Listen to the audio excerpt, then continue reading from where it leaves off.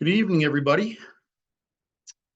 We're supposed to have a 7 p.m. start. It's 7 p.m. now, but we got about 50 people signed up for the webinar tonight. So we've only got about 11 people here so far. So we're going to give this a couple minutes. I'm sure a lot of people are just trying to log in right at 7 o'clock. So the door might be a little crowded.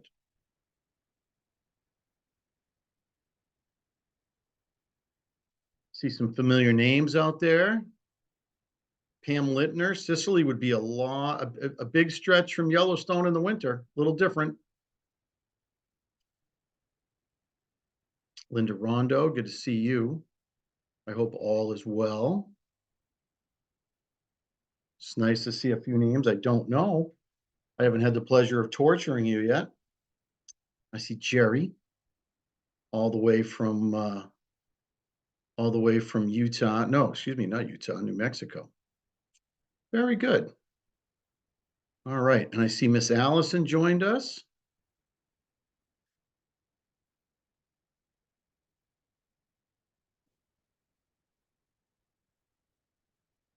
Pam, I'm telling you right now,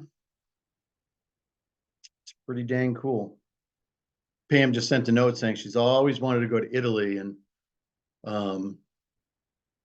been a few times now, and I can see a lot of good reasons why you'd want to go.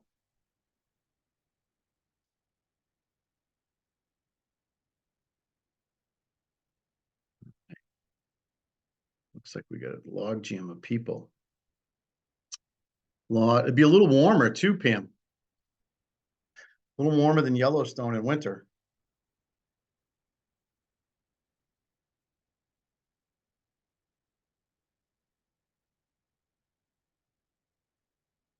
Some of the names I see, I'm not Linda. So that's funny you say that. Linda just typed a note saying she had been to the Amalfi Coast, but never been as far south as Sicily. And I've done the Amalfi Coast 2 times, 3 times, and 2 times, because I've done the Amalfi Coast twice and Sicily twice. And if I had to choose between the two, photographically, I would choose Sicily every time. If I was just going to go for tourism, Amalfi would be certainly beautiful, but I still think I would end up preferring Sicily. But that's based on my own personality. I can't say everybody's going to be like me, and I'm not sure anybody wants to be like me.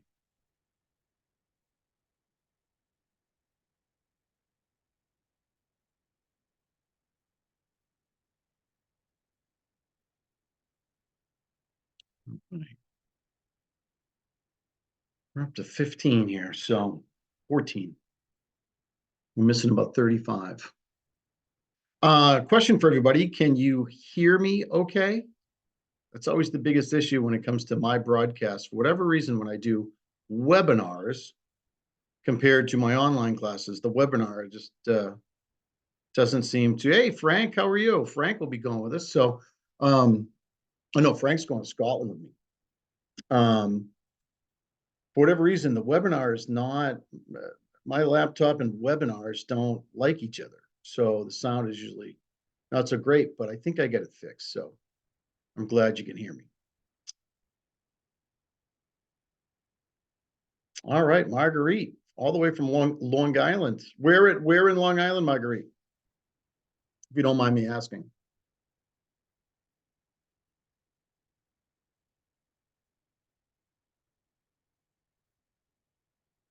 The only because we have I have several friends that live on Long Island, and they've gone on a lot of trips with me. So, and I used to spend a lot of time when I did corporate photography. I spent 5, 6 trips a season to Long Island. It's one of the places I want to do a workshop out at the very tip out in the farm country and wine country and stuff like that. I very much would like to do a workshop out that way. So I need to get out there and do some scouting. Dean, you said you were, yeah, when we were in Italy the first time a couple years ago with Allison, we went in September, and it was pretty warm. It was pretty warm. Last time when we went, it wasn't as hot. But we go this time or next January, end of January, beginning of February. It'll be considerably cooler, which would be nice. Not so hot all the time.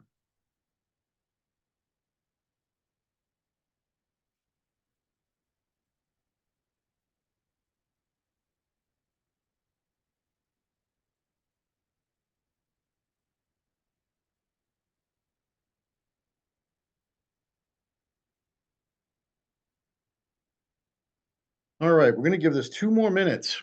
A lot of people that signed up are not here, so it is going to be recorded. It is being recorded right now, so it will be recording available for everybody that signed up. So maybe perhaps those people that signed up are just counting on that. But I think we're going to at 7:06. We're going to give this 2 more minutes, and then we're going to get started. Does that sound fair? Allison, you okay with that? I'm okay with that, Don. There's I'm her here. voice. I knew you were hiding from me. I knew you were hiding from me. It won't let me turn my video on because it says the host has stopped my video. So Really? Hold on I'm here. Let not me. hiding. You're hiding me. No, this is when you set up. It's weird when you set up a meeting. It's different than a webinar. So let me see I if I know. I know. That's why I never Paul do set webinars. I Paul like set this meetings. up. So let me see if I can. Why is it not letting me do anything with you? Pin Yeah, make you have to set me up. co-host. Co-host. What the heck? Certainly don't want to mute you. We kind of need you. Hmm. Um,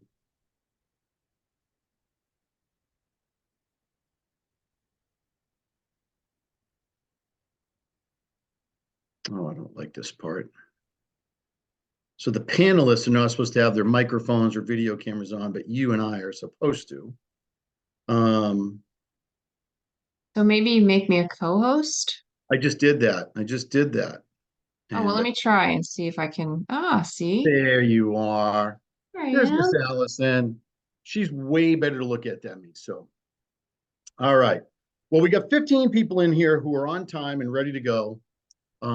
So I think we need to kind of get things cranking here because we don't want to drag this out all night long while we wait for other people to show up. So, for those that are here, hi. My name is Don Toothaker. I'm the director of photo adventures at Hunts Photo. And sitting to my left is the beautiful Allison Scola from Experience Sicily. She is right now down in New Jersey, or are you across the pond? No, I'm in New Jersey. I'm All right. across the Hudson River, you could say that. All right. Very good. All right. Very good. So, Allison, just so would you be so kind as tell everybody a little bit about yourself? Sure. My name is Allison Scola, and I am the owner and curator of Experience Sicily. I travel in Sicily 6 months a year as a tour leader. This is my company. I started it 10 years ago out of a great passion and love for the culture, the history, the people of this incredible island that when I first went in 1996, as someone who has Sicilian heritage, I was astounded by what I found and what I didn't know growing up. And I thought, why don't I know about this place? And why all I know about it is negative from movies. And so I sort of planted in my head, I was backpacking at the time, and it was a long time ago, but I got the idea thinking, okay, what would it be like if I started a little company? It was experiential tourism, and it made it easy for people to travel here because it's really off the beaten path. It's not like Northern Italy. It's not as easy to travel there, which kind of was why it's fun for photographers because when we go, you've been with Don on a trip before, we do not do what normal tourists do. we go really far flung off the beaten path, and it's a lot of fun. So imagine going to Italy off the beaten path, but then you go off the beaten path from off the beaten path. And that's what we do. And that's how this tour is designed. It's designed with photographers in mind who want to really photograph real people doing real things in real places. Um, sure, we do, of course, go to the UNESCO World Heritage Sites and the highlights, but that's not really the stuff that we love that, of course, but it's all the getting your hands in the dough, the getting your feet dirty stuff. And that is why I started Experience Sicily, because I wanted to share all of that with you. So yes. I don't know. What else would you like to know, Don? What do you think? What should I tell them else otherwise about me? I'm fun. I'm fun to hang out with. I'm very organized. I take care of all the logistics. She's very punctual. She's fun. So just a little bit about Alice and I working together. I'm very, very serious about what I do. If anybody's ever been with me, I'm very, very serious about what I do. But it's really difficult for me to not have fun doing something that I love. So I think Allison is very much the same way. She's incredibly serious and diligent about everything that she knows about Sicily, learns about Sicily, and shares with you about Sicily. But she does it with this great flair of fun and enthusiasm. And I've been to Sicily with her twice now. And both times I felt like she made me feel like this was a brand new experience for her too, which I thought was really wonderful because it's contagious. It makes everybody else feel the same way. She is a musician. She's an author. She's a student. She's a cannoli expert. You're going to learn more about cannoli than you ever imagined and maybe wanted to learn about cannolis because you really just want to eat them. She's, socially, fantastic and wonderful with people. And you can see that as we go around. You'll see how people respond to her. So I'm thrilled to work with her. She's a phenomenal work partner. She's a great partner for Hunt's Photo. I hope she can feel and say the same things. I'm in the middle of writing, and I want to tell this little quick story. I'm in the middle of writing a blog because not last week when I was in Florida doing a workshop, but the weekend before, there was a couple of occurrences that came up that gave me a lot of pause for thought as I drove home. And that was the power of conversation, where we live in a world more and more where everybody's got their face buried in these, or we turn to these for information. We have apps that tell us where the sun's going to rise and the moon's coming up and where the borealis is going to be. And certainly we can look up hotels and restaurants. That's all really awesome, but there's nothing better than a face-to-face conversation. And it's amazing what can happen from a conversation. And if you're a photographer, that is one of your biggest resources. Your phone is going to give you lots of information, but one of your best resources is just face-to-face communication. I live in the Boston area. Allison lives in New Jersey. There's little to no chance that our paths would ever cross. And I was in the North End one night doing a photo walk, talking to these two gentlemen outside of a restaurant. I asked them if we could take some portraits of them. They were curious about what the class was doing. This one gentleman was very outgoing. The other gentleman was a little quiet. And we got talking about, and I told him I just got back from the Amalfi Coast and I loved it. And the quiet guy chimed right up really quickly. And he's like, "Have you ever been to Sicily?" And I said, "No, but that's actually my preferred place to go in Italy to start off with would have been Sicily." So he said, "I know a lady." And he said, I have this friend who she leads tours to Sicily. And he gave me the contact information. I came home, I looked it up. I was impressed with what I saw, or I sent an email, and here we are. And so it's amazing what a conversation can do for you. So I would encourage every photographer listening, or every aspiring photographer, even just a traveler, don't lose the gift of communication and conversation. It's huge. It's important. So I'll get off my soapbox right there. But that's how we're here, and I love that story because there's story. It's Tommy. Yeah, Tommy. Yeah, that's how those things. Yep. So many great things can happen from talking to people. So yeah.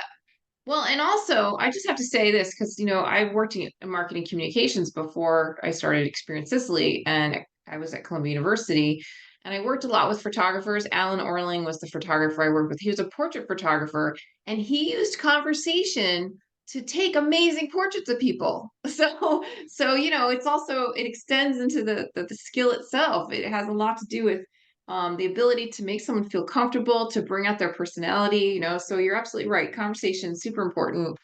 Um, and I hope we can talk tonight for Yeah, everyone hopefully, while, you know, hopefully. talking about Sicily and the So what we're photos. going to do And why we, tonight, what we're going to do tonight is I'm going to give a little presentation on basically the meat and potatoes of the photography that we're going to do in Sicily. It is very much a photography workshop. It's not a tour, although there is great aspect of touring built into this. Based on our curriculum, based on our itinerary, it's impossible for certain parts of it to not look like and feel like a tour because we're going to move around to different places. But I want everyone to understand that it's very much a photography workshop. The idea is to see, do, learn, all hands on while we're there. I will say this is one of the few trips that I do in a year that you could bring along a significant other who's not a photographer, and I don't think they would feel terribly out of place by no. virtue of the fact that it does have some of that tour feeling as we move around. Some places, some workshops I do, significant others and non-photographers would be saying, no way am I getting up to go out for sunrise. But on this type of a trip, I think it's definitely viable. So if you're on the fence, maybe somebody else wants to go with you. It's a good thing to think about.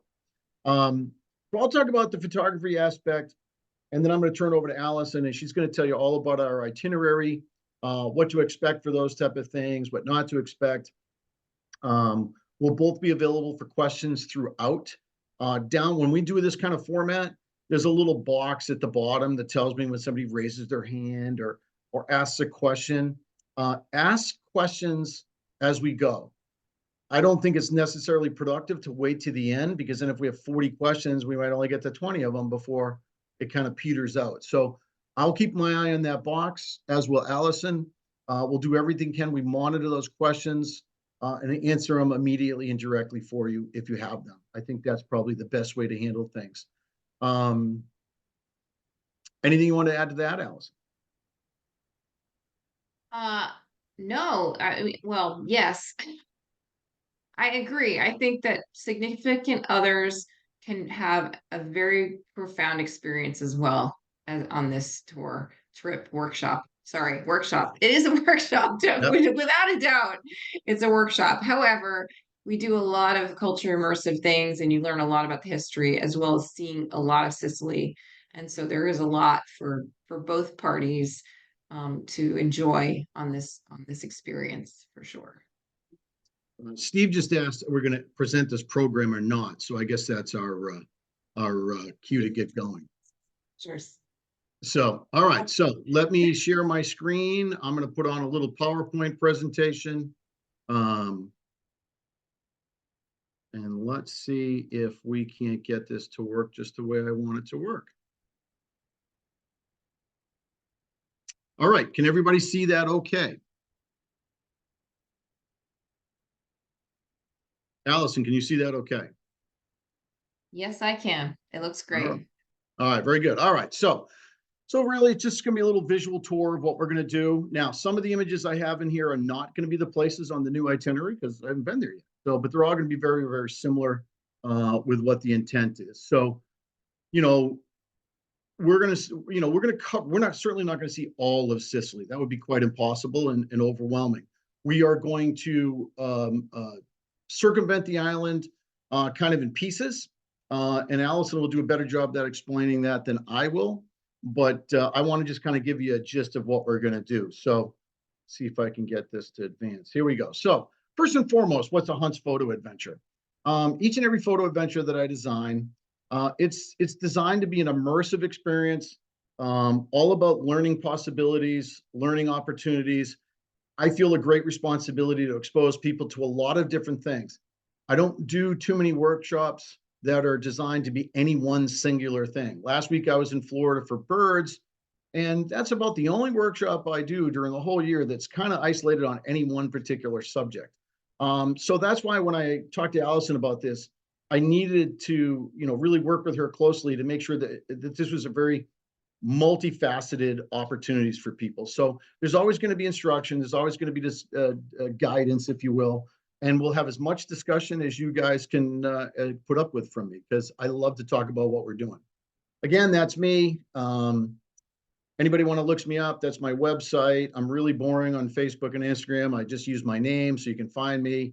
On both, all I do is post a photo and write a journal entry. I used to do it every single day. I can't keep up with it every single day anymore. I just work too much. I do like to tell people I'm a self-taught photographer. Certainly not proclaiming that I'm the greatest photographer. I certainly have lots of things to learn like everyone else. And I don't want to learn everything. Part of the fun, part of the excitement, part of the adrenaline is learning and doing new things. But I like to tell people that I'm self-taught. Maybe it just makes other people feel a little more comfortable about what they're doing. Trial and error, learning by doing.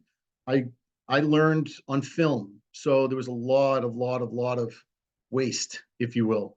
One thing that's nice about digital is, we get instant feedback and we can make instant corrections. And I love to work on those things with people right away in the field. There's Miss Allison. She already told you a little bit about herself. She leads all sorts of different types of tours in Sicily. Some of them are cultural, some of them are food. She even does some of these things in New York City for like cannoli crawls and things like that. She writes, she lectures, and we have developed a fantastic relationship working together between Hunts Photo and Experience Sicily. And I hope to do that for a long time to come.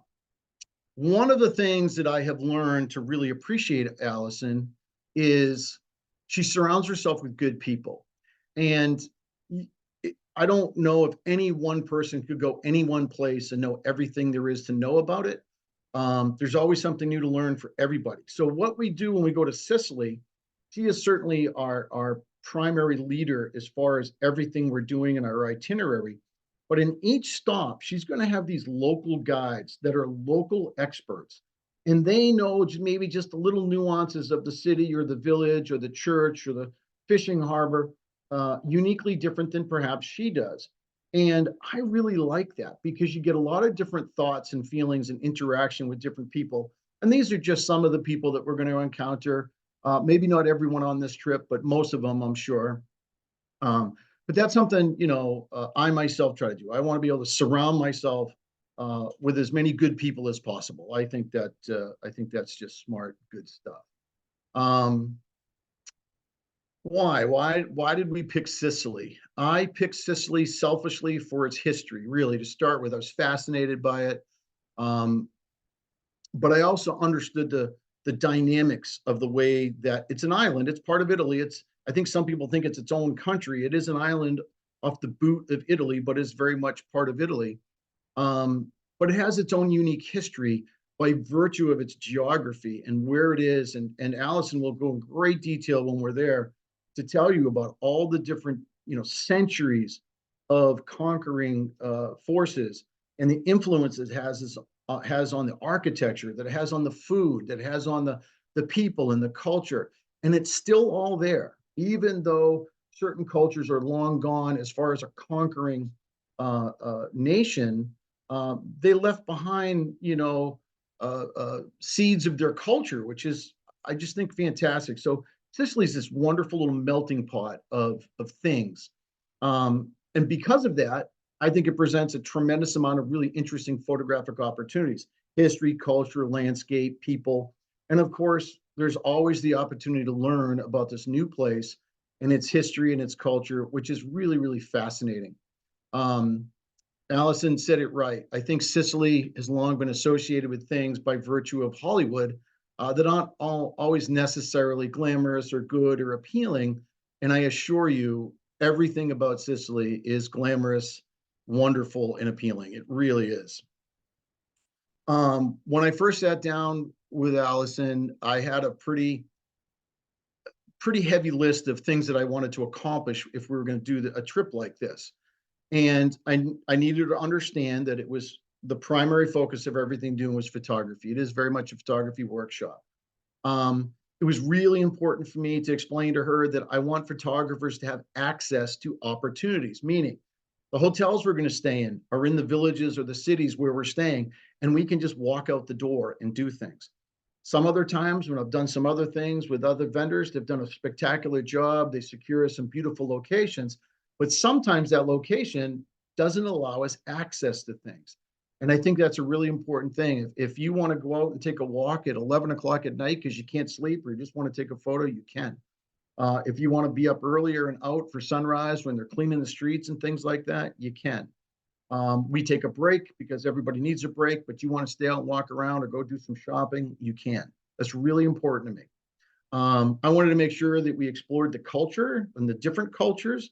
And even I didn't realize how many different cultures have influenced Sicily and still have their roots there. And of course, the historical aspects.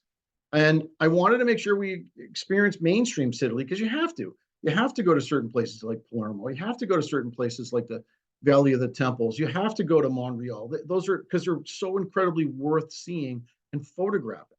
But I also wanted to make sure that we could get off the beaten path and go some places where, whether it's a lot of tourists or not, but maybe not a lot of photographers go because they just don't have the means to get there or anyone that can tell them to go there. So we've done this a couple times and I've been astounded. The first year we went to this one little village called Bavona, and they knew we were coming. It was just, I think there was 8 of us, 9 of us photographers, and Allison and the town mayor and the city council came out to greet us. And they invited us to be part of their feast and their festival that they hadn't had before COVID, because it was an unusual thing for a bunch of American tourists to be in their mountain village, let alone photographers. And it just left a very profound effect on me, and everyone else was on that first particular trip. On the second trip, it was the same thing. We went to another village. They were in a very spectacular feast, and that local insider secured for us places to observe and photograph that we never would have had access to if we were just there as tourists. Going into the city hall, going up on the roof of the city hall, being right in the front as this spectacular tradition of this particular feast was taking place, was again a very profound experience. So it's these type of things, and just getting into different places. That's where a lot of the real great photographs are to be had, that are different than everything that you see in a tourism magazine about Palermo or Catania or some of the other places. But I asked a lot of her. 2 times she hit the cannoli right out of the temple, I like to say. So I think if I had to sum up what we're going to do in Sicily, it's very much an exploration of culture. And then when you think of the word culture, it really encompasses so many different things. First and foremost, the thing to talk about is the food. My first trip to Sicily ruined me for the rest of my life for food because it's just so brilliantly good. Everything is fresh, everything is spectacular, even things that I never thought that I would enjoy or like. I tried and I loved them because they were so fresh. The people are so passionate about cooking and feeding you and sharing with you that elevates the food experience tremendously. And far more than just something you have to do during the day. It becomes a spectacular social event, which provides, believe it or not, tremendous opportunity for photography, even in the realm of as we're eating and doing things, just by virtue of the people and the colors and everything like that. So that's like right away, you got to talk about that. The itinerary that she's going to explain to you is going to be a mix of some cities and some villages. We're going to blend in both. We're going to start in Palermo. We're going to kind of go along some coastal places. So there's opportunities to be in these pretty vibrant urban areas like this at night in downtown Palermo. There's so much going on. There's so many people out and about. Bars, restaurants, just people out on the sidewalk talking, socializing. It's very energized, very energetic, and certainly colorful and wonderful to photograph. Along the coast, you're just going to find some spectacular, interesting scenes. It's going to include everything to do with, a town or a village right on the ocean, but think of everything that goes with that. One of the interesting things about Sicily is fishing is the most prominent industry on the coast. And when you get inland, it's not. It's all going to be farming and things like that, cheese making. So each segment that we're going to go to has different attributes, different characteristics to photograph, and they're all really good. They're really exciting. It's very colorful, a lot of wonderful tones, which is something we'll talk about quite a bit. So it's really spectacular to explore all these different avenues. Here's a good example of one of the mountain villages that we love to go to, Caltabellata, which is just, it's an ancient town built way up in the mountains, up here in the right. I don't know if you can follow my mouse up in the top right-hand corner. That's the highest cathedral in Sicily. Um, it's spectacular.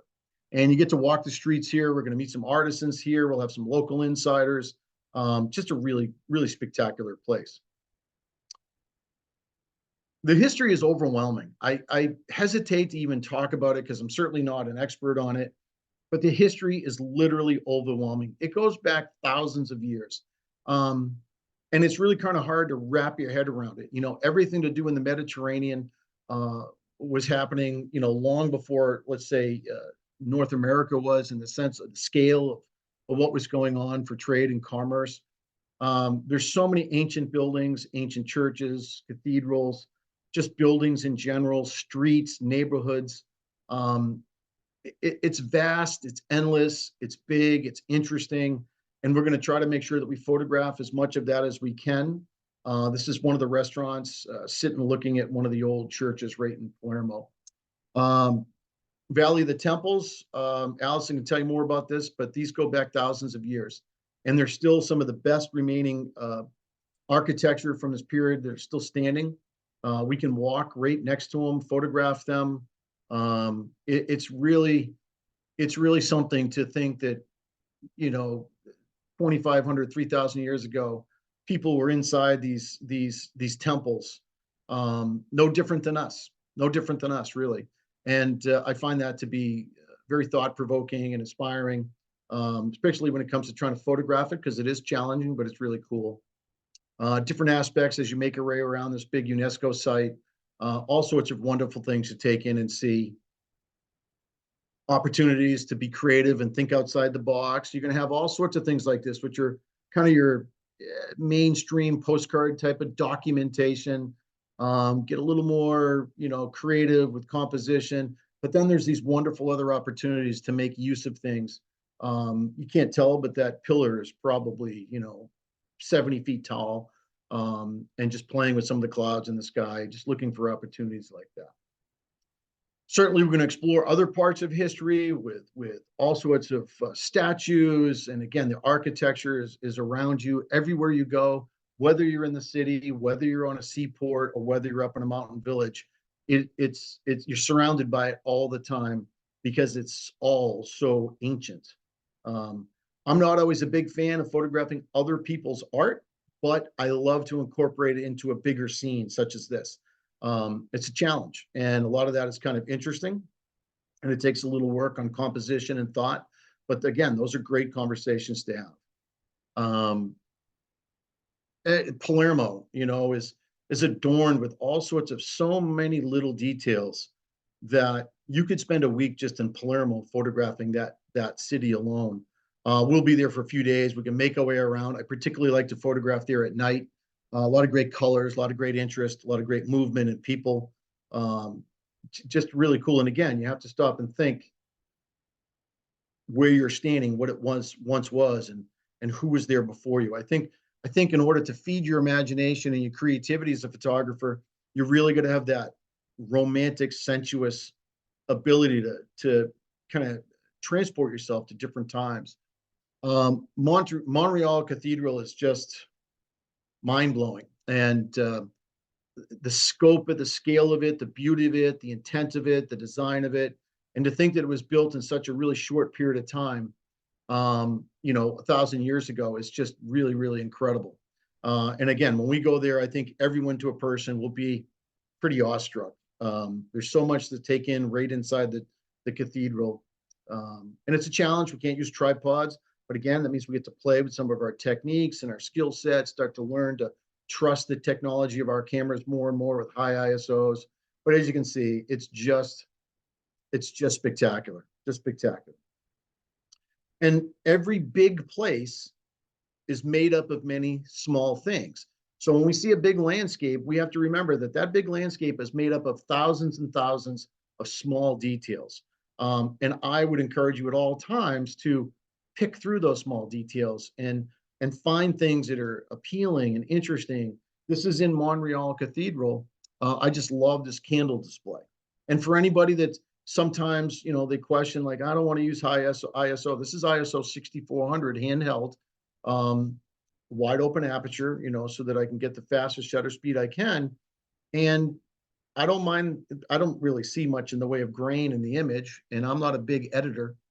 So I didn't run it through anything to take it away, but I wouldn't have the shot if I didn't use the technology. And we'll talk about that a lot all the time. And then as we make our way around, wherever we go, there's going to be other churches, other cathedrals that we go into that are spectacular for details, for light, for shadow, for symbolism. And I think these are places where you spend a little time and you think about it and you try to compose based on what I always say, your emotions, drive, your composition and your shutter. And this is in Caltabellata. This is the cathedral at the highest point in Sicily, which I can't even imagine how they built it, 1,000 years ago. I just can't even imagine, given its location. One thing I asked Allison to make sure that we had plenty of opportunity was to photograph people being themselves. And there's going to be obviously an aspect of street photography to what we do, but I really wanted to have encounters with artisans. And one of the things I said to Allison, which her response was quite memorable, I says, great, if we go to the market and we photograph a guy selling cheese, I'm more interested in going to photograph where the cheese was made. And, her eyes lit up and she was like, nobody ever asked to do that. And I said, well, that's what I think photographers want. They want to go find some unique perspectives. So I asked her to make sure she, brings this or sets up some unique opportunities with some artisans. Some, like this gentleman here, is a basket maker. It's usually going to be out in the market or something like that. We may go to some artisans where we see some brilliant sculpting. And of course, if you're photographing a sculptor, then there's going to be the fine details of what the sculptor uses as tools. Again, every big scene is made up of smaller scenes. Cart making, I can honestly say I knew nothing about cart making before the first time I went, but Allison likes to explain it that these particular carts were like Ford 150s of the 1,000 years ago. So they played a huge role in the development of Sicily. And now they're done mostly for ornamental purposes, but there's still people such as this gentleman that make them the old-fashioned way, the way they did 1,000 years ago. So, I don't know if we're going to go to this particular shop, but this is something on the agenda we're going to hopefully get a chance to do. But seeing these artisans do their craft as it was done 100 years ago, 200 years ago, 500 years ago, is pretty exciting and really leads to a lot of really nice photo ops like this in his shop. It was just beautiful. And then again, some of the small details that we're going to pay attention to. And if you ever go on a workshop with me, you're going to hear me saying that all the time. It's like, look for the lesser details. Less is more. Look for things that are smaller that catch your interest.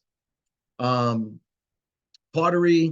and things like that is very prevalent. I find it fascinating. I find it beautiful. And there's many different artisans that do it in their own signature way for painting, for glazing, for coloring. It's abundant. We're going to go in and out of many different shops, some of which you can buy and bring home, which I have. But again, makes for really great photo opportunities. Again, what the artisan is doing, but also the attributes and characteristics of his shop. Some of them are really big and small, really small and tight. Some of them are much bigger. So as we make our way around, there's going to be different opportunities to do different things. I'm a big fan of music. So one of the things I had asked Allison was, can we find some people that play some traditional music and or do traditional dance? When I used to do the trips to Cuba, we would shoot ballet dancers because it was very synonymous with Cuba. So in Sicily, Italy, I felt that music and dance was very synonymous with Italy. And so she provided us with a group that does both. They play very traditional music and they have a fabulous dancer. And we get to photograph them for like an hour and a half or so, but it makes for some wonderful, neat photos, depending on the background and what's going on. But again, that's just another layer of things that we try to build in that's unique to Sicily or Italy.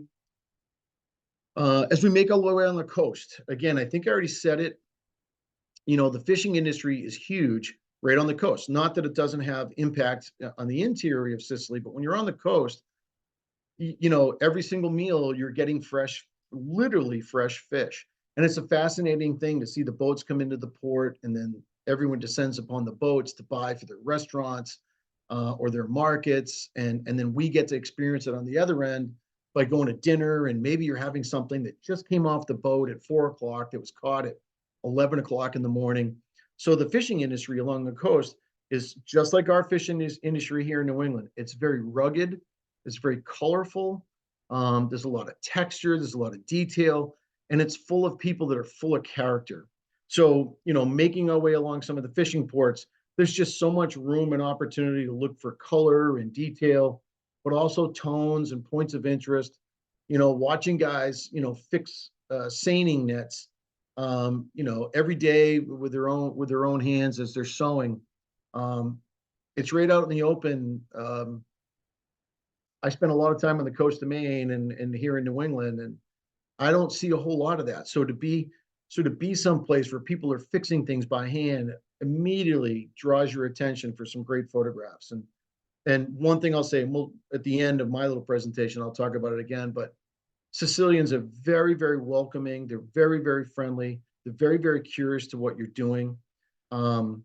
And when you explain it, they are literally happy about it, which you don't always encounter everywhere in the world.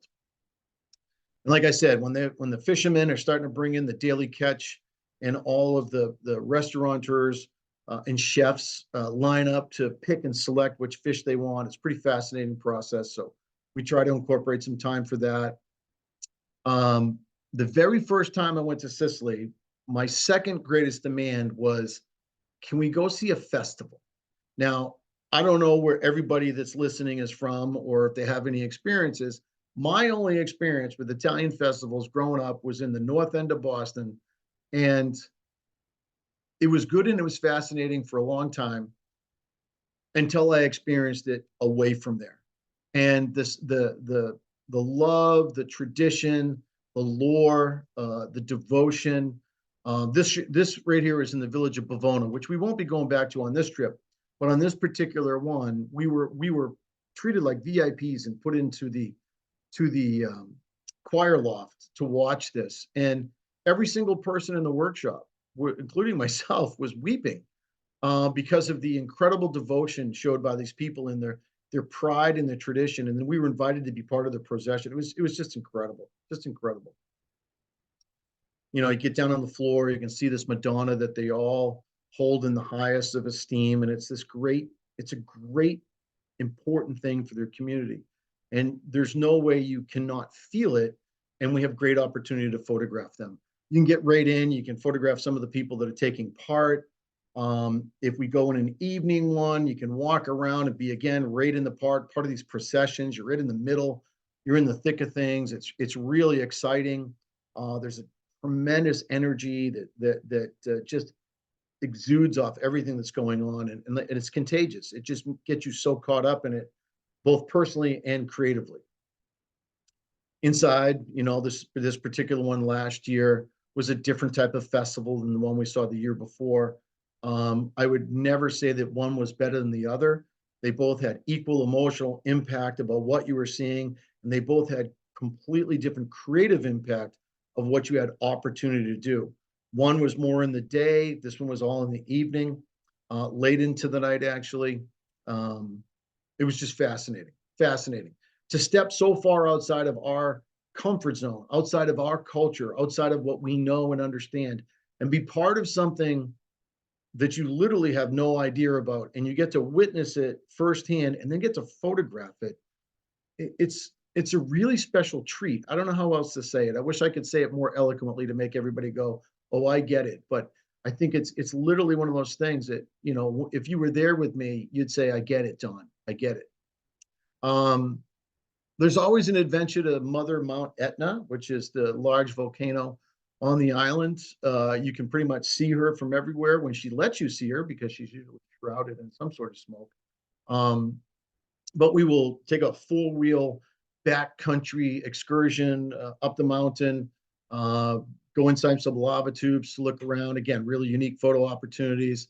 Again, pushing the limits of your camera, no tripod, shooting at really high ISOs, trying to make something out of this really unique experience. A comment was made to me not so long ago that stuck with me, that, they felt there was a lot of street photography on this workshop. And I can't deny that there isn't. By virtue of the fact that you're walking the city streets, you're walking the village streets, you're walking, through the fishing ports and in and out of other places where you are surrounded by people as much as you are architecture, history, culture, all those things. There's no avoiding the fact that there's a tremendous amount of people activity going on. So certainly great opportunity to do street photography. If that interests you, I would encourage everybody to take part as to their comfort level, because I'm somebody who used to avoid having any people in any of my photos. I just took a vow of being a nature and wildlife photographer, and that's what I was.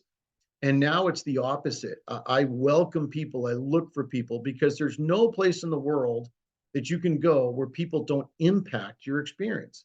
You can go to Antarctica and you're going to be surrounded by people. So they play a role in what we're doing. And I've learned to appreciate how much they are part of what we're doing. So street photography is abundantly, opportunistic. When you cut through the markets, we're like in Palermo, we'll go to some markets, open air markets. There's sounds and sights and smells and colors and tones and different cultures and different people. It's all fascinating. It's all moving.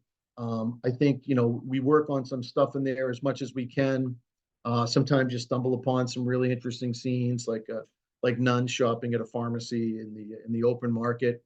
Sometimes you just sit and you look for opportunities, recognizing shape and tones and texture. And then if you're lucky, somebody in a black and white striped sweater walks into the scene, which adds to the black and white. But always a little opportunities like this. People add a sense of scale. They add a sense of softness to something that's so incredibly rugged. All sorts of candid moments to be found in the streets of wherever you go. This is in Palermo. These two guys were having a pretty heavy conversation with their cell phones, and they didn't mind me, interfering for a second. Another animated discussion outside of a coffee shop. I love to find these little moments, these little snippets of life. I don't, it's like other things. I don't like to say I'm a portrait photographer. I don't like to say I'm just a wildlife photographer. And I certainly don't like to say I'm a street photographer. I'm just a photographer. And I want to do as good a job as I can at every genre, every aspect. Maybe because I'm selfish, maybe because I just want to get the most out of every single experience. But I think it's more the latter. I want to get the most out of every experience. And when I go home, I can put together a book or an essay or story or something. I love to get out at night in some of the cities and villages because they're very, very colorful. There's a lot of action, a lot of people colorfully dressed. Us Americans could take a lesson or two from the way the Sicilians dress just for a walk down the street. So it's very colorful. There's a lot of vibrancy, there's a lot of action and movement going on, which is fun and fascinating. And like I said, we're gonna always be paying attention to details. I've said it already, but every big scene is made up of small scenes. And these small scenes, to me, like that's the glue that sticks everything together so nicely. So you're going to hear me talking about that all the time. It's like find something small to pay attention to and to focus on. What little thing can add to the characteristic and beauty of that big thing? And it might be just a simple lantern at dinner on the harbor, right on your table. It could be going in and out of a shop and just seeing some really interesting bottles of wine with some colorful labels and the background's really nice. It could be your friend, Paulo, pouring for you some of his homemade olive oil in the middle of his olive orchard in the middle of the day. This is a big deal for him. And he shares so generously and abundantly. And just some little detail like this is a wonderful, binding in of the bigger story. Color. Sicily is one of the most colorful places I can think of. You're just surrounded by color. This is literally off the balcony of my hotel in Shaka. And I just remember being really struck by the morning light with all the different colors going on and these two different guys working on this veranda. And I just really like to make compositions that really emphasize all the different colors. But there's also a wide range of tones. Anybody that knows me knows how much I love and appreciate and advocate for black and white photography. Um, if you like it yourself, awesome. If you're unsure about it, let's talk about it. If you don't like it so much, let's talk about that and why. Because I think black and white is it's the purest form of learning. It's going to teach you the best composition skills and the best exposure skills and the best subject development skills because it hides nothing. It's very unforgiving. Color can take away from a lot of things in the sense of like you maybe you didn't make the best exposure, you didn't make the best composition, but there's so much color that takes over. Black and white doesn't have that. So it didn't boil down to composition, exposure, and subject development. So I love to work on those things. And there's plenty of tones to work on in Sicily. If I had to say, if somebody came to me, any of you came to me and said, what's the number one reason to go to Sicily? It wouldn't be the history, and it wouldn't be the culture, and it wouldn't be the food, and it wouldn't be the fishing ports, or the villages, or the cities. It would be the people. I can only think of one other place where I've ever felt so welcome, so joyfully welcomed. That was Cuba. And Sicily is very much like that in the sense that people are just so happy that you're there. They're so proud to share with you their place, whether it's their home, whether it's their olive oil, whether it's their tradition, whether it's their art, whatever it might be. It's just fascinating. It's wonderful. It's endearing. It's uplifting. And it certainly adds to the, again, I'm not a portrait photographer per se. You can't help but be in a place like this, meeting such wonderful, fascinating people that you don't want to photograph them. This was actually our bus driver, the first trip, and he was pretty quiet for the first few days. And by the end of the week, we just loved him, and he was part of our group as much as anybody else that had joined us. Colorful. This is the dancer that comes along with the music group, Frederica. Just the color down on the port in Palermo, just spectacular. But even portraits. This is the apprentice cart maker. I told him he looked a little bit like Freddie Mercury, which I think made his day. And then I said, "Can I take your portrait?" So he agreed, and we just used some natural light coming through an open door. So I love these little quick, candid street portraits, I call them. This guy was the cheesemaker. He lived up in a village, and people came from miles and miles around to get his ricotta. I am far too ignorant to explain to you why his ricotta was better than everyone else's, but it was. And everybody came from far and wide for his particular ricotta. And we had the pleasure of going to his farm and watching him tend to his sheep, and we got the whole explanation of his ricotta, and we got to watch how it's made and have some food there. And he was very gracious and kind to let me take a portrait of him, who suffers from obviously not being very photogenic, right? But a really wonderful, nice guy. We went to a shaman's house where we were treated to a natural herbal lunch. This guy was fascinating. He was so smart. He knew everything about, very much a botanist, but using it for medicinal purposes. And he was such an interesting guy that I couldn't resist taking a portrait by some doorlight. And everywhere you go, you just encounter smiling people. And it's a very, very family oriented culture. So people are very tight knit and tight close. Children are just loved and adored by their families and by their parents. And again, you can't help but feel that creatively when you're in the middle of it all the time for a week. It's pretty awesome. This is one of the tour leaders we had in Palermo. She was just spectacular and very elegant, very smart, very knowledgeable. This was up at Montreal, and she let me grab a portrait of her with all those beautiful setting in the background. Don't ever let somebody tell you that because you can't speak the same language, you can't communicate. This gentleman is one of Sicily's most renowned artists. From the moment that I met him, I felt like I'd met this kindred spirit. He doesn't speak English. I don't speak Sicilian, but we could very much communicate, and through gestures and smiles and just that feeling that you have. We were sitting having lunch, and I could see the light coming through this door as the sun changed. And I looked at him, and I looked at the door, and I looked back at him, and he just nodded, and he moved right over to the door and posed for me. And it was a very profound moment. Again, like, you don't have to speak the same language to be able to communicate and interact politely, nicely, cordially, respectfully. So it's one of my all-time favorite portraits. So that's it for my part of the presentation. She's going to go over all this with you, but it'll be next January to, the end of January into the beginning of February. We're going to be very busy with a week and a half, if you will. There's a listing of all the things that's going to be included and what isn't included. I promise you, you will have a spectacular life experience, which is something that, I want to do more than just provide photography instruction. We try very hard to have some good life experiences as well.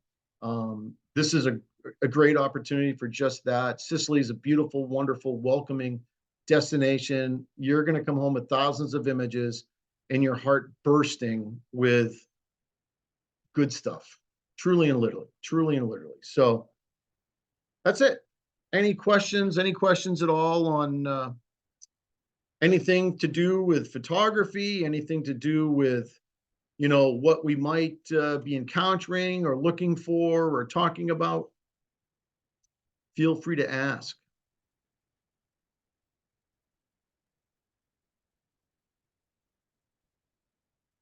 I love seeing the pictures that I witnessed being taken. I just love it. It's so cool to Well, see them, I have to say.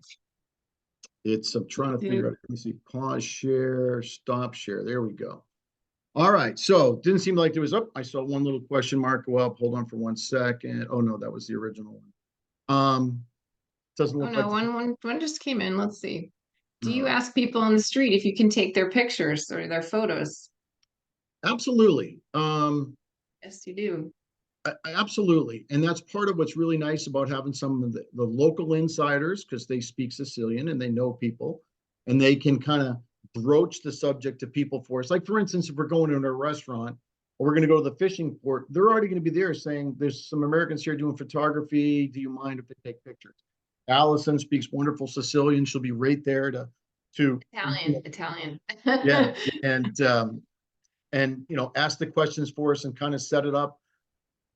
Everybody has to come to their own conclusion about street photography or portraiture, whatever you want to call it. I'm not a big fan of sneaking photos. I like the interaction between somebody. That doesn't mean I don't take some candid photos. I certainly do. But I do it right in the open. I put my camera right up to my eye. I'm not shooting from the hip. I'm not trying to hide anything. But that's me. That's me. And that's based on the world we live in today. So I always do my best to be kind and respectful. And if people ask me what we're doing, I'm honest and I tell them and I show them and I give them every opportunity that if they want the image that I took, I provide them with information, my business card. I never ask for theirs. I just think it's a good thing to be honest and upfront about what you're doing. And if somebody says no, that's okay. There's no reason to be upset or disappointed. They said no, and you move on, and you just keep going on with what you're doing. Let me see. Even the gentleman, Kathleen was asking, even the gentleman sitting in the restaurants, the two gentlemen were sitting on the bench. They saw me, and I waved at them. And they just went right back to the conversation. They could have cared less about what I was doing. That's so funny. They're like, yeah, take our Yeah, picture, whatever. whatever. And the other two gentlemen that were outside of the coffee shop, I took that picture and then they noticed me and I walked over and showed it to them. And I didn't understand what they were saying, but one guy was laughing and chiding the other guy. So I do, like I said, I hide nothing. I don't particularly feel there's a need to hide it. I'm not afraid to take a candid photo because I do. But I really like the action. I like the interaction with people, where you're exchanging good energy. I think that's really good. It can make for some interesting photos. And Kathleen also wanted to know what the weather in Sicily was going to be like in February, Aslan. You're going to have to answer that question. Mm-hmm. Mm-hmm. So it's well, it's a respite from the Northeast, I'll say that. It's the highs can be 55 to 58, and then the lows are in the mid 40s. So, and that goes into the first week in February. It's a beautiful time to travel there. And that's part of why I wanted, well, there's a few reasons why I suggested this period of time to go. And I'm going to get into the itinerary a little in detail and explain things right now. But um, it's midwinter, and part of that midwinter period is the Feast of Sant'Agata, which is in Catania. It's one of the largest, it's a 3-day feast, festival, procession. It's an incredible display of devotion to their patron saint of the town, of this city. And it's no mistake that it coincides with the midwinter period. So what does that mean for Sicily? It means everything is green. It means that there are the wildflowers are starting to pop up. And you have these crisp days. And I think, having traveled with Don two different other times during the year, the first time we did this was in it was, I think, September 1st to 10th, Yep. and it was very hot.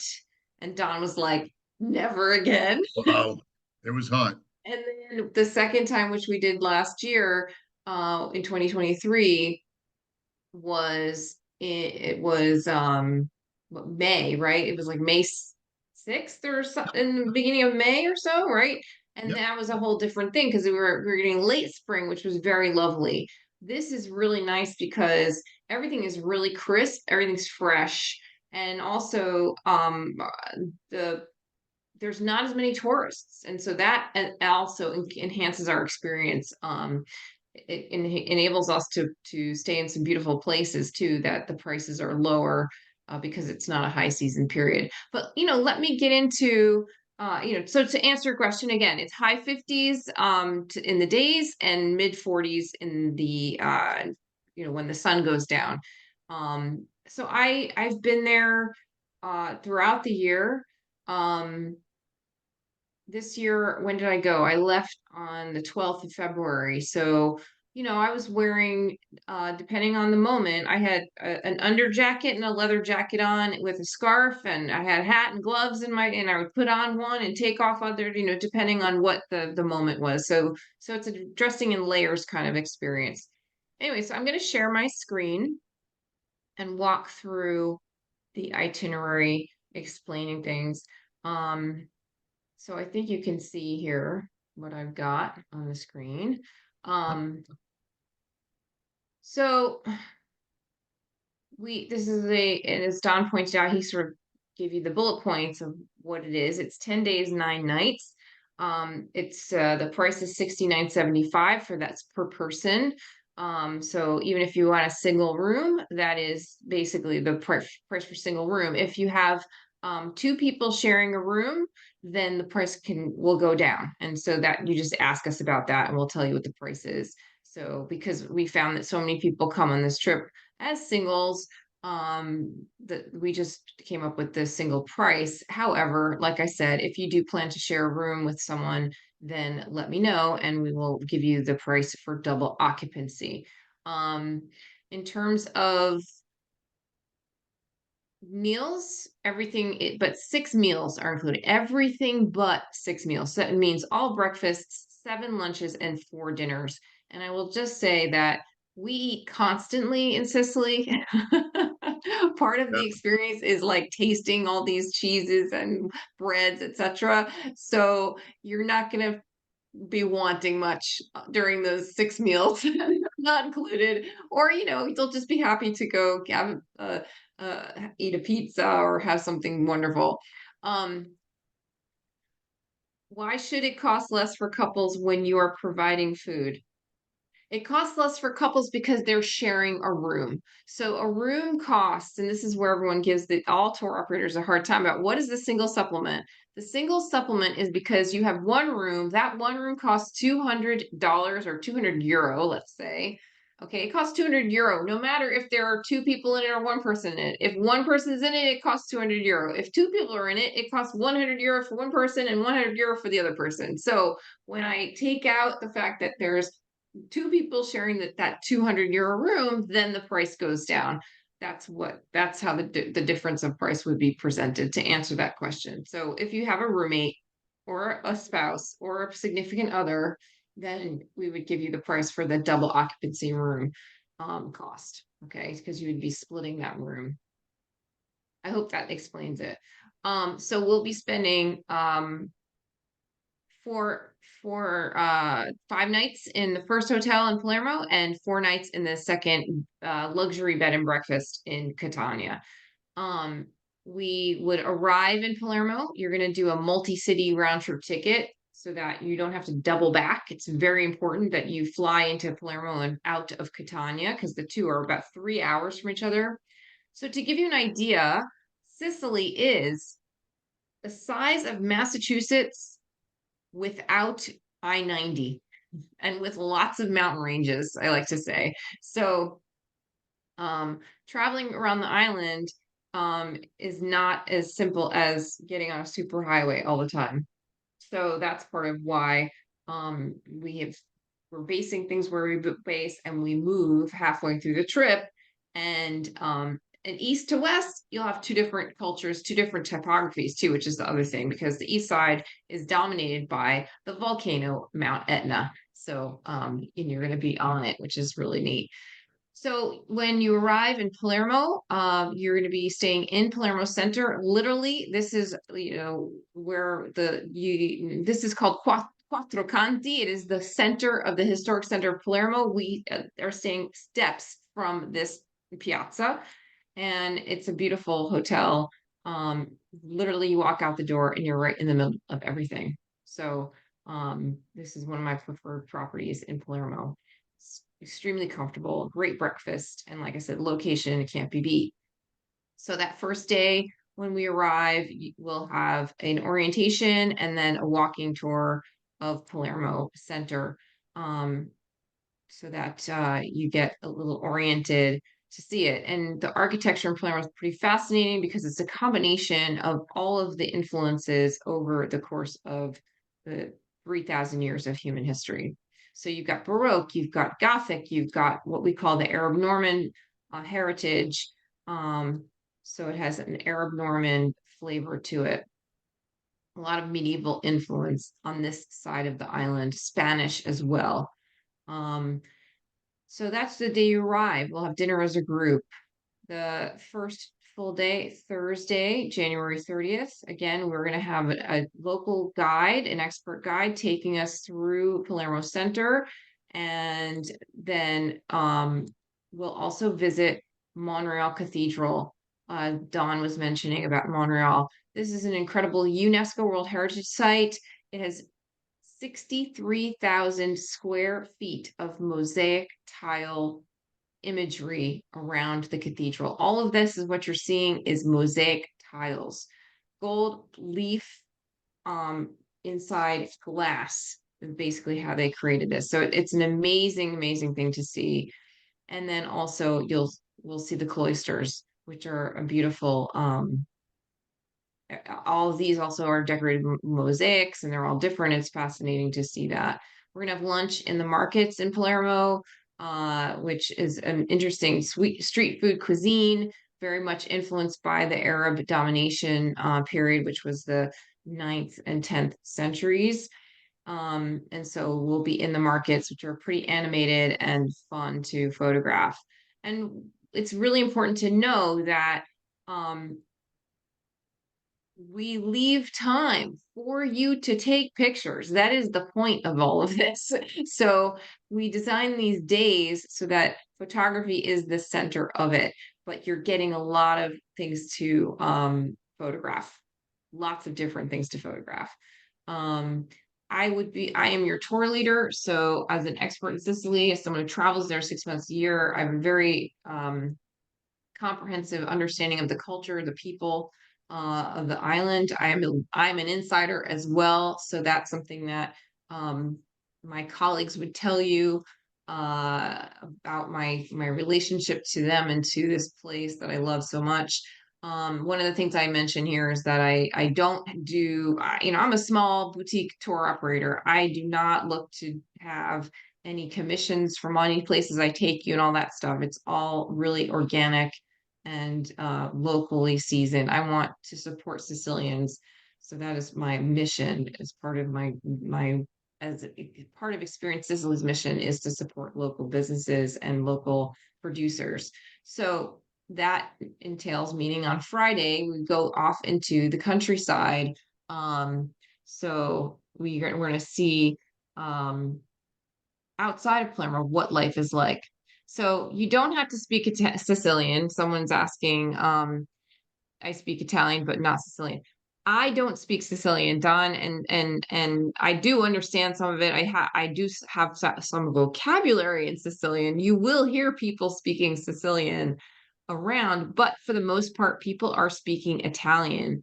And when they don't know you, they will be speaking Italian to you. So if you speak Italian, you'll have an opportunity to use your Italian and practice with people and have conversations. And eavesdrop if you want to and understand what people are saying. Sicilian is a language that's spoken among friends and family, and they won't speak it with you if they don't know you. So it's an insider language. Um, so we'll get into the countryside. We're going to meet a cheesemaker and get up close and personal with some sheep and see some amazing views of the area outside of Palermo. And we're going to taste some amazing cheeses. And we'll be with some local insiders in their town, and they'll be introducing us to their castle and the butcher and the bread, the bakery.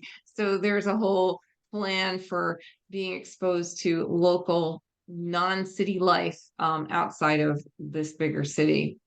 And then, like I said, we'll be having some meals together.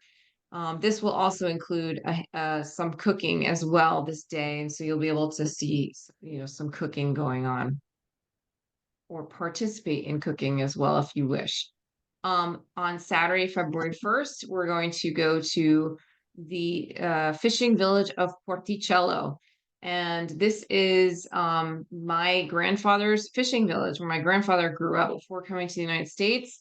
And it's a real working fishing town still. It's one of it's the third biggest fishing, actually the second largest fishing town in Sicily, bigger than Shaka actually in terms of its what it brings in, Don. So and I stay here. This is where my family lives, and so I stay here a lot. And so I'm going to be able to introduce you to some pretty neat people along the way too, as well as you'll be able to photograph just the stunning landscape and scenery of Porticello and Capozzaferrano. Also nearby, and again, this is where I Don doesn't know my place, so I decided this time take him to where I live when I'm in Sicily. And so we're gonna meet the ceramic artist I love, one of my favorites, and she's gonna let us get up close and personal in her studio and see her work as well. So that's an opportunity for some neat stuff. And then we'll see Villa Pelagonia. All of this is the same day, all in the town of Bagheria, Porticello, Aspera, where I am all the time, where my family is. And we're going to go to this incredible Baroque villa that has all these fantastic statues. And photographing the statues is quite a challenge, actually. So I think it'll be a great lesson, Don, in terms of trying to capture these photos. There is even a hall of mirrors in this amazing villa palazzo, if you will. It's from the 18th century, so there's it's in quite a state, which is also offers some interesting photos that can be taken. And in the villa there, I'm going to have the musicians come there so that we don't have all of the interruptions going on that we've had the past couple times. We're going to have the musicians come and meet us at Villa Pelagonia to be our, for us to be your subjects while you photograph.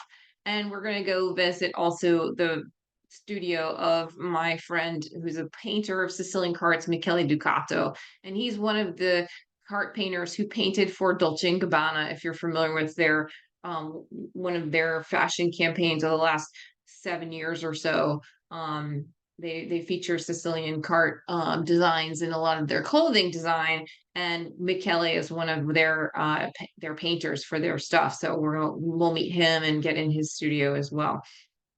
So that's Saturday the 1st. On Sunday the 2nd, we're gonna head west to Trapani province, where we will go to see Segesta, which is a ancient city. It was ancient Greek and then Arab at one point, but there's an amphitheater there with amazing position of where it is. The fields will be green, which is going to be fantastic to see. This is the ancient temple that's there, which is just, I can't wait to take you there to photograph it, because it has just sweeping, beautiful views, and they recently renovated it a little bit so that it's quite photogenic. And so you can get a sense of the landscape that it sits in. It's quite an amazing temple from 500, the 5th century BCE. So that's Segesta. So we'll be doing that. And then in the afternoon, we'll be heading to Salemi, which is an amazing medieval town, has a castle as well. This is the castle in the middle of it.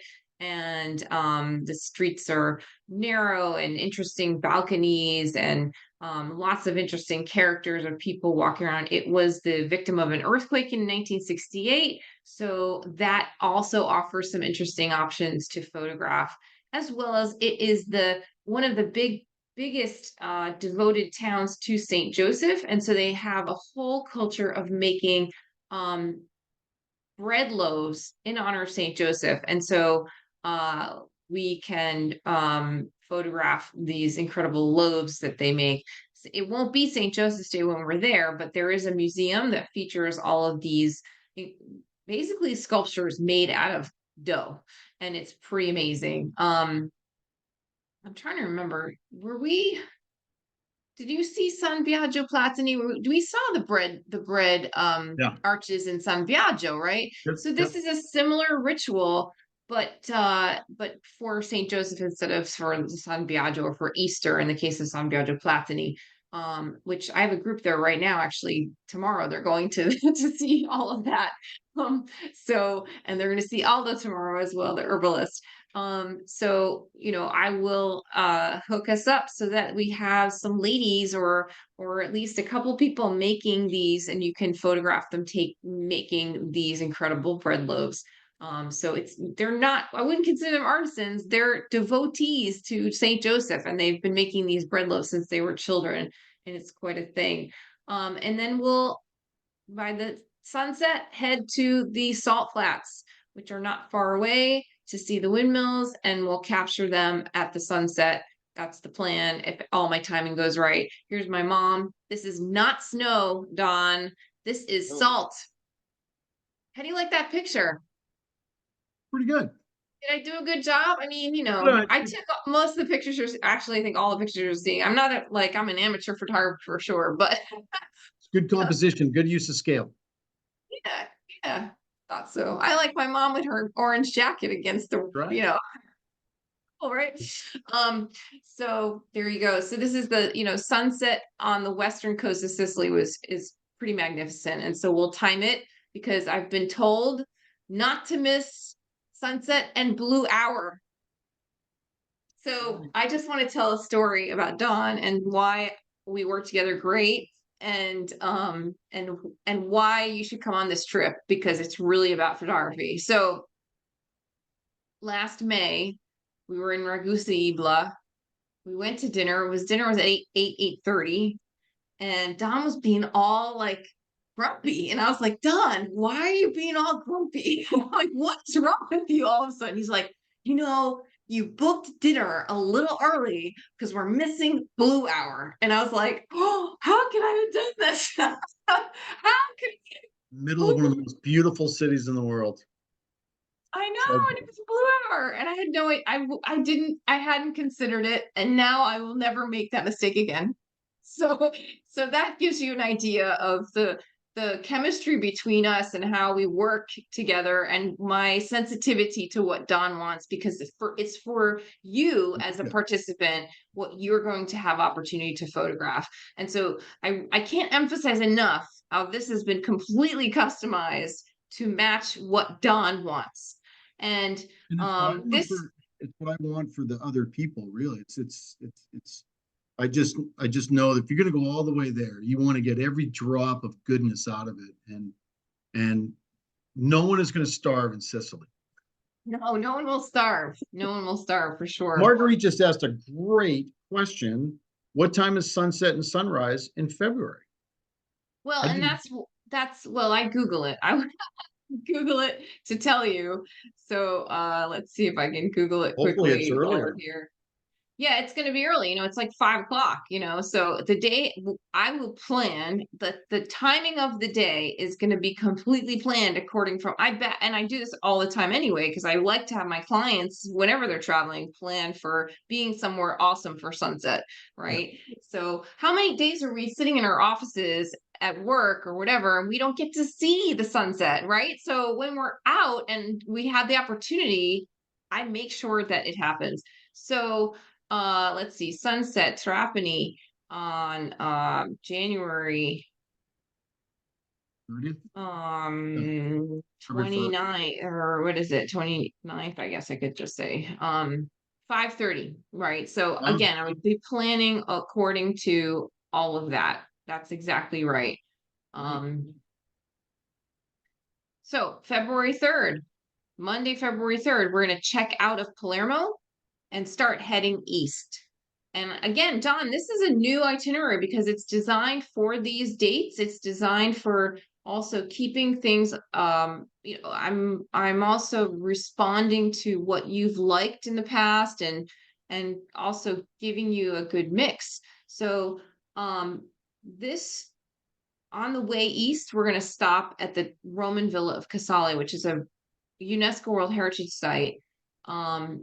It's going to be somewhat challenging in terms of photographing because of the layout of the place, but I think that it affords you some interesting views. I mean, these are not great pictures, but this place has 43,000 square feet of mosaic tile floors from the 3rd and 4th century AD. So all scenes from ancient Rome. And so it's pretty interesting for that reason. And I think that the history of it really it's a plantation that was covered by a mudslide for centuries. And so it's the floors are extremely well preserved. And so I think that it's a great stop as we travel east on this day. Then we will check into our luxury bed and breakfast, which is steps from the Piazza Duomo of Catania, because we want to be as close to the Piazza Duomo as possible, because we're going to be witnessing the feast of Santa Agatha. Or this is just a look at the palazzo. If there are different apartments, different rooms, that they will accommodate us in. And so it's a beautiful, beautiful place to stay. And we'll have dinner together as a group. Also, just so you know, this is the kind of vehicle that we travel in when we travel. It's a 20-seat van, motor coach, of course, heat and air conditioning and all the comforts that you would want in such a motor coach. And this again enables us, or depending on the size of the group, if we're really small, we'll travel in an 8-passenger van. But this is the goal, to be in the 20 seat. So we have a lot of room, and we have all the participants. And we have a professional driver. Massimo will be our driver again, and we work together all the time, Massimo and I, and we're a great team. Don is smiling because why? Because Massimo's awesome. Yeah, He's yeah, awesome. He really is yeah, awesome. yeah.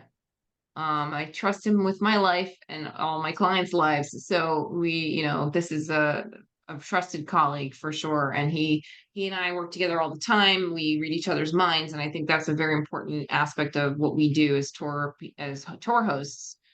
to make sure that things for you go smoothly. The other advantage of Massimo is that he is from Catania. And so actually February 4th is his birthday. And so he's going to help me in terms of getting all of us situated in places that are pretty cool to see the feast. So to explain the, again, I've timed this itinerary so we can be in the heart and soul of Catania during some of the peak times of the feast. And so you can decide how much sleep or not you want to get, because we are going to be steps from where the heart and soul of the action is going to happen.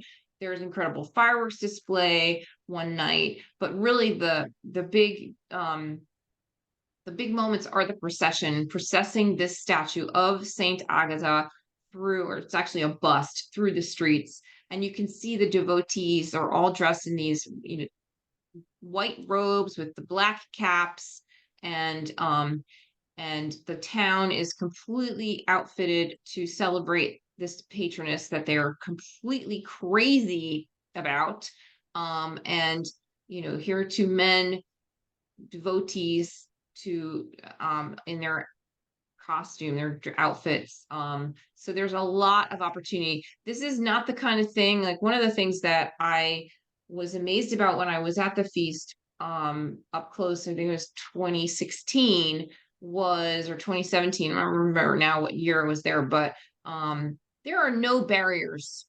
You walk right up to the whole point is that you want to touch the statue, you want to be really close up to the people. So you're not, it's about the community and seeing the community of people behind this patroness, this martyr, that they saw her faith and that they're so devoted to her because she expressed her faith so strongly.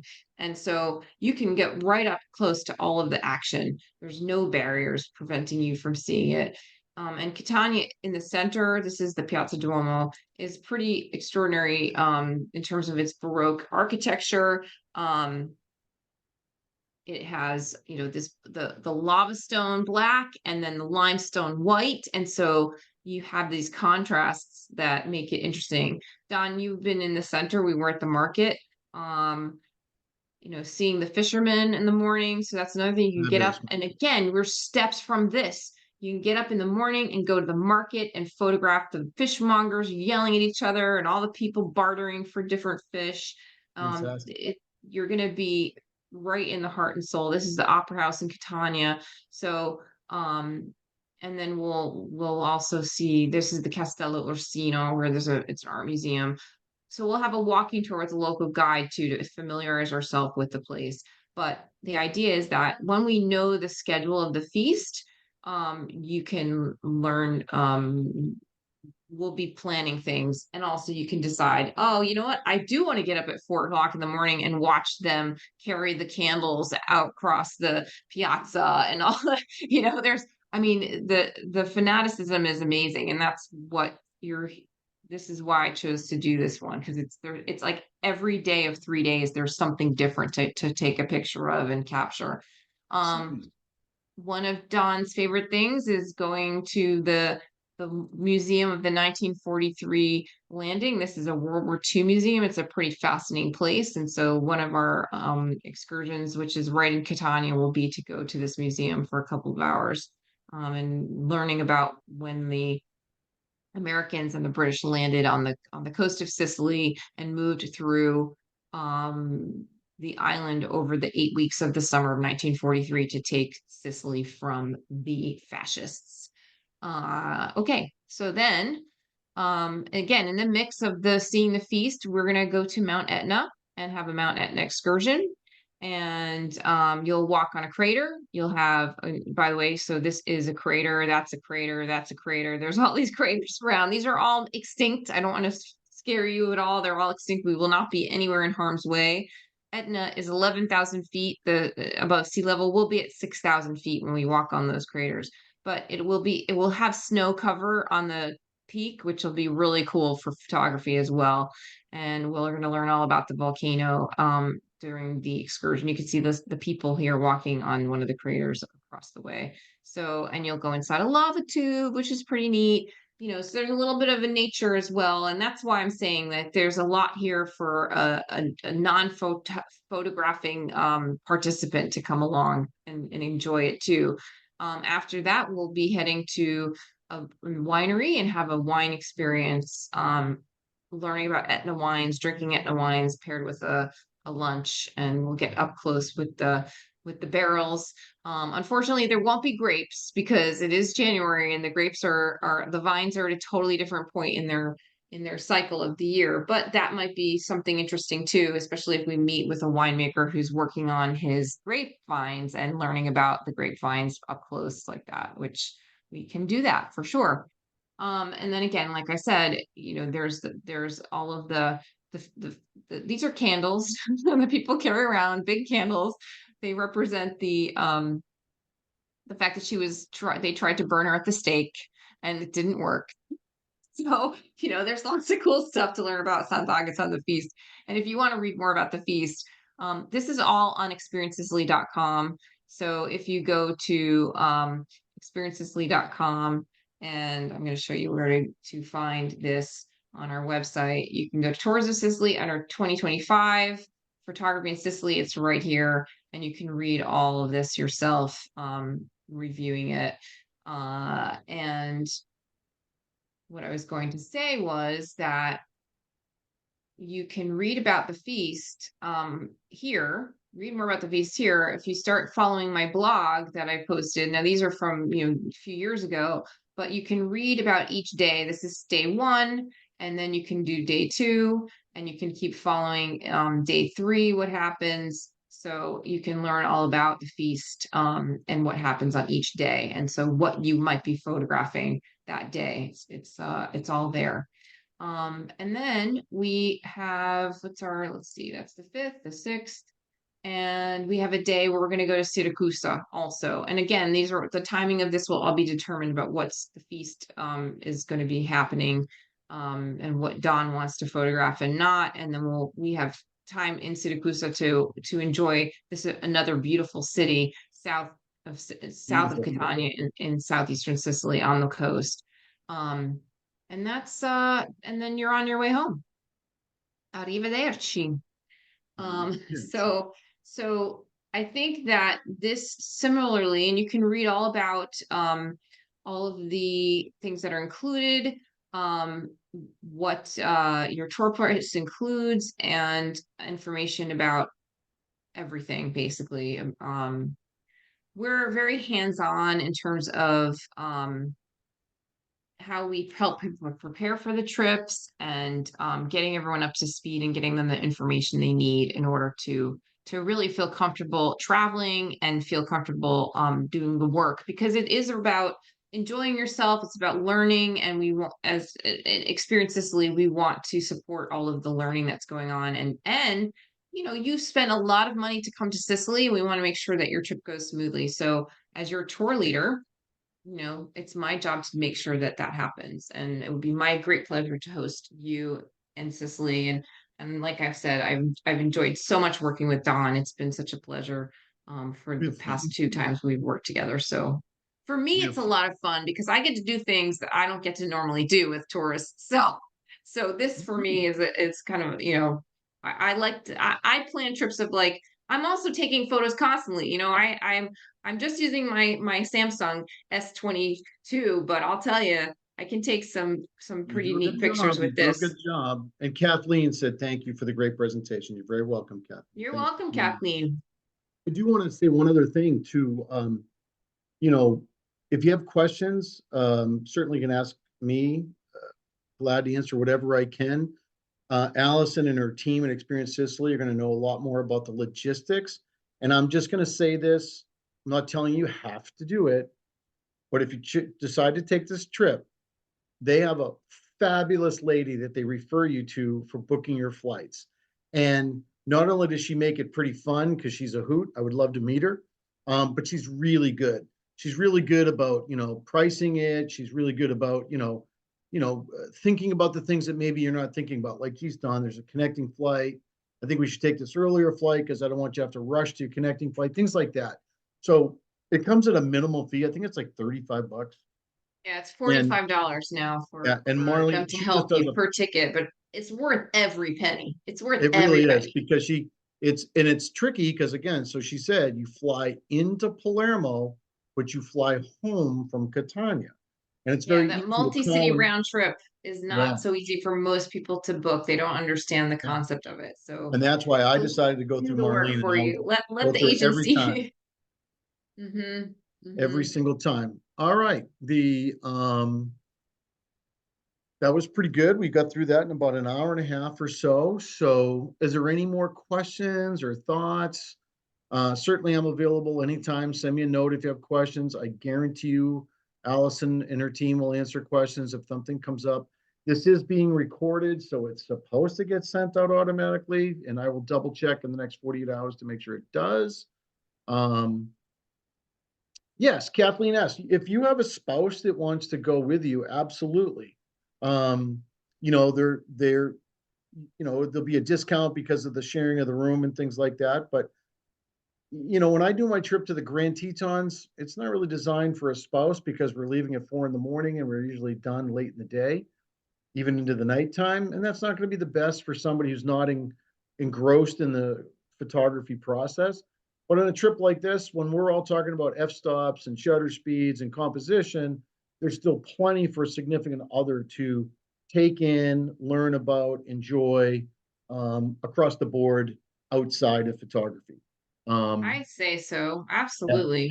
And all I would ever Absolutely. say about that, and I'm not trying to be too blunt or whatever. We just have to always remember that it's based on photography. So, if we're going someplace like the port to go down and photograph the docks and the smelly fish rope and stuff like that, and maybe the spouse doesn't want to do that, they can always hang around in the hotel. We can figure out some way to come back and get them or something like that. But there's Or certainly have a cappuccino, in, there in you go. the bar. There's always a cappuccino somewhere. So Hmm. this is one where you really could have a significant other come along and Without a doubt. it'd be just fine. Yes. Yeah. All right. Anybody else? I thought I saw another one pop up, but maybe I missed it. Richard said thank you. That's what it was. That's what popped up. All right. Doesn't seem like there's any more questions right now. So, oh, there's a question mark. Linda Rondo, you're very welcome. You're very, very welcome, Linda. Um, so I want to thank everybody for participating tonight, being patient while we went through this. I want to thank my really, really wonderfully lovely friend Allison for all her hard work and her enthusiasm to do this. Um, I firmly believe in this as a valuable experience and learning opportunity on a wide range of your photographic skills. Um, so it's something I intend to do every year as long as I get people to go with me. So and Allison stuck with me like luggage. I already told her that a long time ago. So um, on behalf of Hunt's Photo, everybody, thank you very, very much. I truly hope to see you in the field. There you go, Frank and Massimo. Frank was there last year. He knows how cool Massimo was. Um, Thank you, everybody, for taking part. We hope to see you in the field. We hope to see you in Sicily. If I can do anything for you, please let me know. If you need something from Allison, reach out, and we'd be glad to help you out. Until Yeah, then, everybody, come with us. We're gonna have an that's right. amazing time. I really think it's gonna be I mean, I know it's gonna be a I fantastic know it time, so is. you should come. Absolutely come with us. All right. Until then, everybody, be well, be creative, be nice to each other, and we will see you again somewhere, somehow. Cheers. Cheers. Ciao. Thanks, Frank. Thanks. Ciao, Thanks, ciao. Don. I'm like thinking Frank. Thanks, Don. Talk to I you have to later. practice my ciao, ciao. Ciao. All right, everybody. Bye.